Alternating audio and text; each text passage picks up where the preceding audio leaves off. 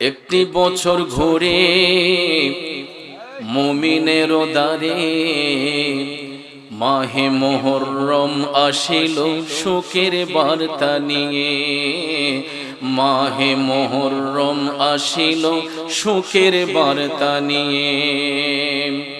কারবালার করুণ কাহিনী শুনিলে পরে মুমিন মুসলমান সব কেঁদে মরে। মনটাই আমার ছটফট করে, প্রাণটাই আমার ছটফট করে, হাসান হোসেন বলে মাহে মুহররম আসিল সুখের বার্তা নিয়ে। মাহে মুহররম আসিল সুখের বার্তা নিয়ে। আম্মা বা'দ, উপস্থিত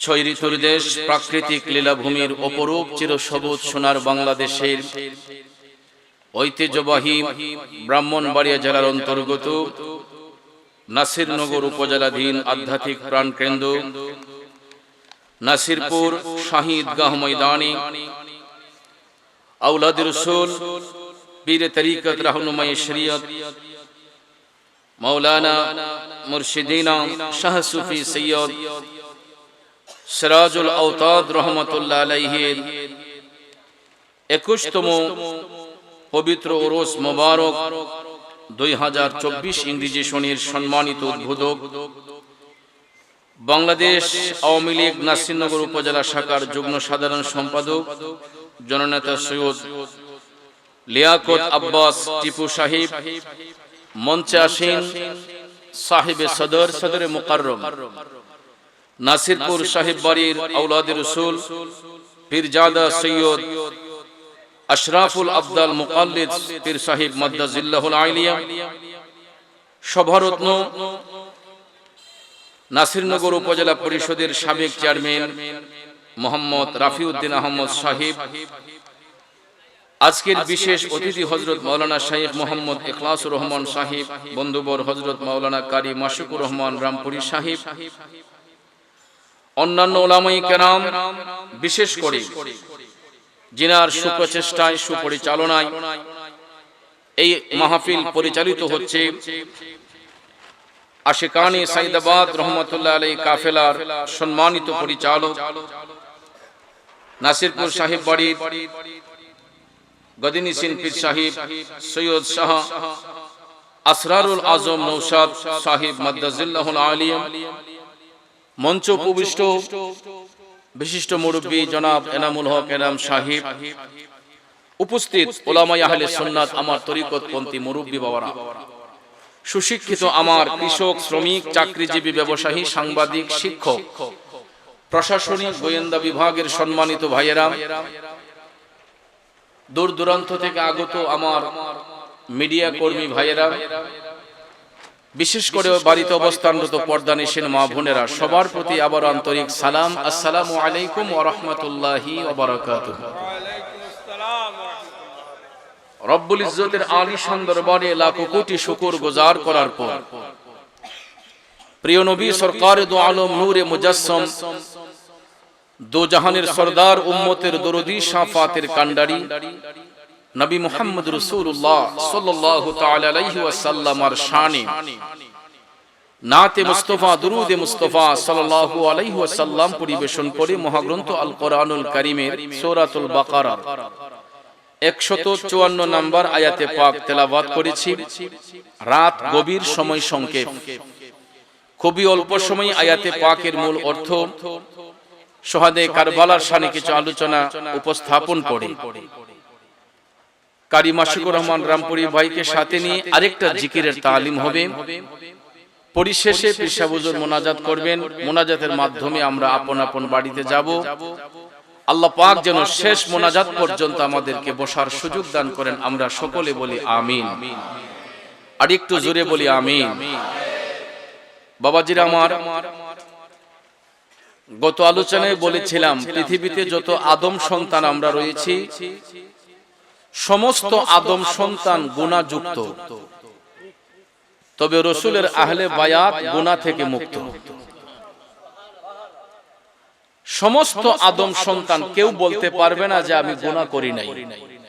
যত বড় আল্লাহওয়ালা হই, যত বড় বুজুর্গ হই, যত বড় পীর সাহেব হই, আমরা নিজেকে গুনাহগার বলে স্বীকার করি, ঠিক কি না? আমরা সবাই গুনাহযুক্ত, রাসূলের আহলে বায়াত গুনাহ থেকে মুক্ত। কারণ এই ঘোষণা আমার নয়, আপনার নয়, অন্য কারো নয়, কোন মুফতি সাহেবের নয়, মুহাদ্দিস সাহেবের নয়, ঘোষণা করেছেন স্বয়ং রব্বুল আলামিন। সূরাতুল আহজাবের 33 নম্বর আয়াতে পাক খুললে স্পষ্ট করে আল্লাহ রাব্বুল আলামিন আহলে বায়াতের পবিত্রতা বর্ণনা করেছেন। তো গত বছর আমরা বলেছিলাম আহলে বায়াত কারা। অনেকেই বলেছেন, অনেক বাতিল ফেরকারা বলে যে আহলে বায়াত দ্বারা রাসূল নাকি আল্লাহ পাক নাকি 4 খলিফাকে বুঝিয়েছেন। কেউ কেউ বলেছেন আহলে বায়াত দ্বারা রাসূলের বিবিগণকে বোঝানো হয়েছে, কিন্তু কোরআন সুন্নাহ ইজমা কিয়াস দ্বারা প্রমাণিত হয়েছে আহলে বায়াত দ্বারা রাসূল বুঝিয়েছেন শেরে খোদা মাওলায়ে আলী, খাতুনে জান্নাত আম্মা জান ফাতেমা জাহরা রাদিয়াল্লাহু তাআলা আনহা, আলী মকাম হযরত ইমাম হাসান রাদিয়াল্লাহু তাআলা আনহু, আলী মকাম হযরত ইমাম হুসাইন রাদিয়াল্লাহু তাআলা আনহু। এই চারজনকে রাসূল আহলে বায়াত বলেছেন। আর এই আহলে বায়াতকে যারা ভালোবাসলো, রাসূল বলেছেন তারা আমি রাসূলকে ভালোবাসলো। যারা আমার আহলে বায়াতের সাথে বিরোধিতা করলো, রাসূল বলেছেন তারা আমি নবীর সাথে বিরোধিতা করেছে, ঠিক কি না বলেন? ইতিহাস খুলে দেখেন, ইতিহাস পড়ে দেখেন, আহলে বায়াতকে যারা ভালোবেসেছে এরা জান্নাতের শুভ সংবাদ পেয়েছে। আহলে বায়াতের সাথে যারা বেয়াদবি করেছে এরা জাহান্নামী হয়েছে। কথা বলেন ঠিক কি না? আমার ভাইয়েরা, বন্ধুরা, রাত গভীর, সময় স্বল্প, লম্বা চূড়া আলোচনা করে আপনাদের মনোযোগ নষ্ট করব না বাজার।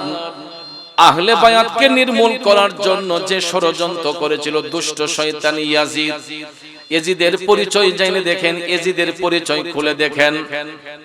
ইয়াজিদ আলেম ছিল, ইয়াজিদ 30 পারা কোরআনের হাফেজ ছিল। তা সত্ত্বেও আপনারা বলুন তো ইয়াজিদ জান্নাতি না জাহান্নামী? জোরে বলেন, জান্নাতি না জাহান্নামী?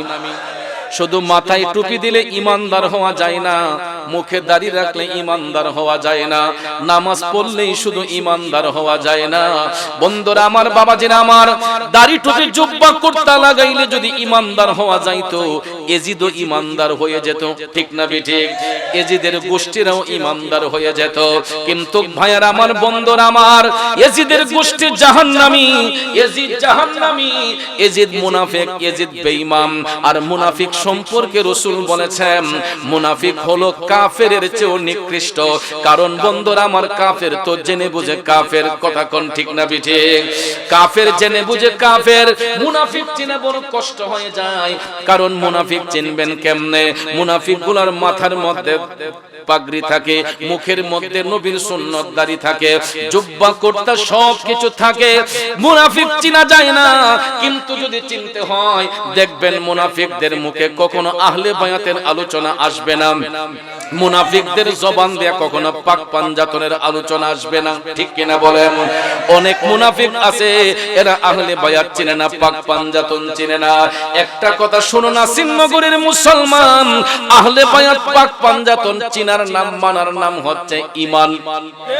যারা আহলে বায়াত পাক পাঞ্জাতন মানবে এরা ঈমানদার হবে, যারা আহলে বায়াত পাক পাঞ্জাতনের বিরোধিতা করবে এরা নিঃসন্দেহে বেঈমান হয়ে যাবে, ঠিক কিনা বলেন? কারণ ওই আহলে বায়াতকে যারা নির্মূল করেছিল এরা কোন হিন্দু পরিবারের সন্তান না, এরা কোন খ্রিস্টান পরিবারের সন্তান না, এরা কোন ইহুদি না, এরা নাসারা না, এদের পরিচয় ছিল মুসলমান। মুসলমান হইয়া যারা নবীর আওলাদের সাথে বিরোধিতা করেছে কশিন কালো কি এরা ঈমানদার হতে পারবে? কথা বলেন, পারে? এ বন্ধুরা আমার, বাবাজিরা, গত বছর আলোচনাটা শেষ করেছিলাম 7ই মুহররমের দিনে কারবালার জমিনে ফুরাত নদীর পাড়ে সেই দুষ্ট জালেমের দলেরা 6 মাসের একটা ফুটফুটে দুধের সন্তান নবীর বংশের আওলাদ রাসূল ইমাম আলী আসগরের গলা মোবারককে লক্ষ্য করে হরমেলা বিন কাহেল নামে একটা এজিদের সৈন্য একটা ধারালো তীর যখন টানায়া মারছে গো, দুধের শিশু আলী আসগরের গলা মোবারকে ঢুইকা গলাটা ছিদ্র হইয়া এপাশ থেকে ওপাশে তীরটা বের হইয়া গেছে। দুধের শিশু আলী আসগর জিহ্বাটা বের করে দিয়া চোখটা নাড়া মাইরা ফুরাত নদীর পারে দুধের শিশু আলী আসগর শাহাদাত বরণ করেছে। ইন্না লিল্লাহি ওয়া ইন্না ইলাইহি রাজিউন। আল্লাহু আকবার। ইমাম হুসাইন চোখের সামনে যখন সন্তানের লাশ দেখতে পেলেন, আলী আসগর শহীদ হয়ে গেছে, ইমাম হুসাইন টপ টপ করে চোখের পানি ছাইরা আসমানের পানে তাকাই আমার আল্লাহর একটা ডাক মাইরা কয়, আল্লাহ কি জবাব দেব আমার শহর বানুকে, কি জবাব দেব আমার বোন জয়নবকে, কি জবাব দেব আমার কন্যা সকিনাকে। ইমাম হুসাইন টপ টপ করে চোখের পানি ছাইরা কান্না শুরু করে দিছে। কারণ ভাইয়ার আমার, সন্তানের কাঁধে যদি পিতার লাশ বহন করা হয় এই কষ্টটা সইতে বড় সহজ হয়, আর যখন পিতার কাঁধে সন্তানের লাশ বহন করা হয় এই কষ্টটা সইতে বড় কষ্ট হয়। ঠিক না ঠিক? একটার পরে একটা শহীদদের লাশ ইমাম হুসাইনের চোখ মোবারকের সামনে। হুসাইন শহীদ আলী আসগরের দেহ মোবারকটা কোণের মধ্যে নিয়ে গো হাইটা হাইটা যখন তাঁবুর অভ্যন্তরে আসলেন, বাহির থেকে যখন হুসাইন সন্তানের দেহ মোবারকটা কোলে নিয়ে আসলেন, ভিতর থেকে সবাই মনে করেছে আলী আসগর মনে হয় পানি পান করেছে। ইমাম হুসাইন তাঁবুর বাহিরে দাঁড়িয়ে আছেন, কি জবাব দিবেন শহর বানুকে? সবাই তাঁবুর ভিতর থেকে ডাক দিয়া বলতেছে, হুসাইনকে ডাক দিয়া বলতেছে, হুজুর আলী আসগরের মুখে কে পানি দিছেন? শহর বানু ডাক দিয়া কয়, স্বামী গো আমার জাদুর মুখে কে পানি দিতে পারছেন? জাইনাব রাদিয়াল্লাহু তাআলা আনহা ডাক দিয়া কয়, ভাইজান আমার ভাইপুতের মুখে পানি দিছেন নে। কন্যা সকিনা ডাক দিয়া কয়, আব্বা আমার ভাইয়ের মুখে পানি দিছেন নে। হুসাইনের বাকশক্তি বন্ধ, সবাই যখন একে একে ডেকে বলতেছে, হুসাইন ডাক দিয়া বলতেছে, শহর বানু রে, ও শহর মানুষ শোনো গো, আমার আলী আসগর আর কোনদিন দুনিয়ার পানি চাইবে না, আমার আলী আসগর আর কোনদিন দুনিয়ার পানি খাইবে না।